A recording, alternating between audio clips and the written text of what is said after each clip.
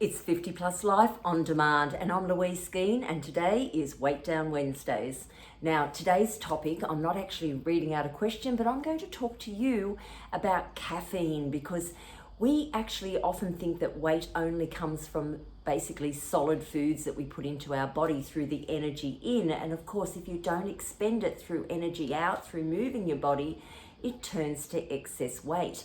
But the other form of energy into our body comes through liquid fuel. So we put a lot of liquid fuel into our body, of course the best one being water, but we don't only just put water in, often we put caffeine into our system. So let's break it down and have a little talk about what's the amount of safe caffeine that you should be consuming, because the one thing we've got to realize is it's different for everybody. So even though you might Google the question and come up that an adult should have around 400 milligrams maximum of coffee or caffeine every single day, and that can come in foods and solid foods and liquid foods. 400 milligrams is a lot, okay? But it doesn't suit everybody, because age can have a lot to do with it, medications can have a lot to do with it, and also your medical health can have a lot to do with it. Because if you've suffered any addictions, or you've got a low immune system or an autoimmune disease, often caffeine can really be detrimental to your health. So you've really got to know what's going to suit your body. But if you're in a clean bill of health and you love your caffeine, then a maximum 400 milligrams would be what you should be aiming for, and no more than that. Now, it's quite a bit, because we're talking about like 5 cups of coffee.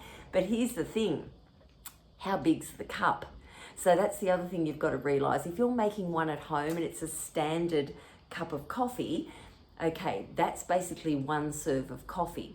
But if you're making a cup at home that's super big, or you're buying a coffee out, say at Starbucks or whatever, and you've got an El Grande, you could be having your whole 5 shots, your whole 5 serves of coffee in one drink. Okay, so it's pretty scary. You've got to really know just what you are consuming, because it can be quite detrimental if that repetition of your daily activities is to consume 5 to 7 cups of coffee every single day. And I know people that are having way more than that every single day.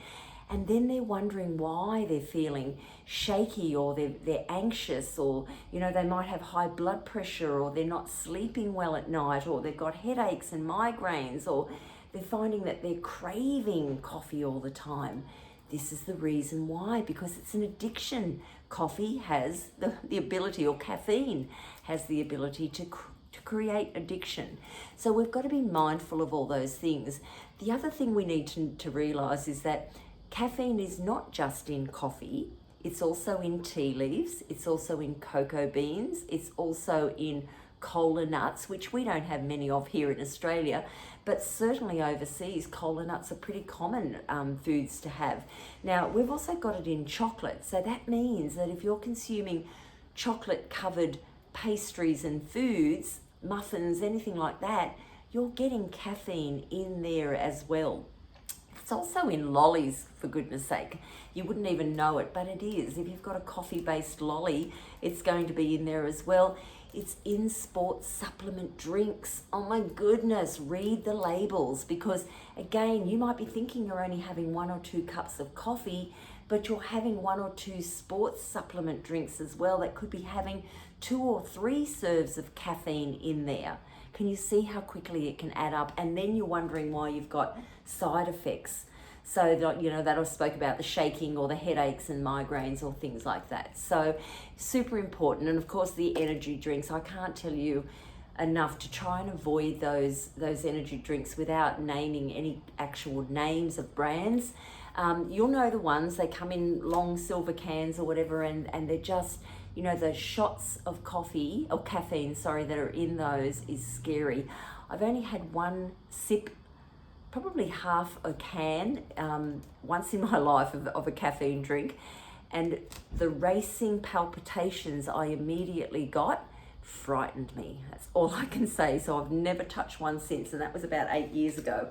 So yeah, really, really important that you understand just how much caffeine, how much liquid fuel you're putting into your body actually contains caffeine, and again, how much are you consuming? On that note, very quickly, if you've got children in your family and they like to have caffeine drinks, now if they're between the ages of say 13 and 18, they shouldn't have more than 100 milligrams. If they're under the age of 12 and under, they really should stay away from caffeine altogether, all right? But of course, as I said, it's in some chocolates, it's in foods, stuff like that, so they may not be able to completely stay away from it.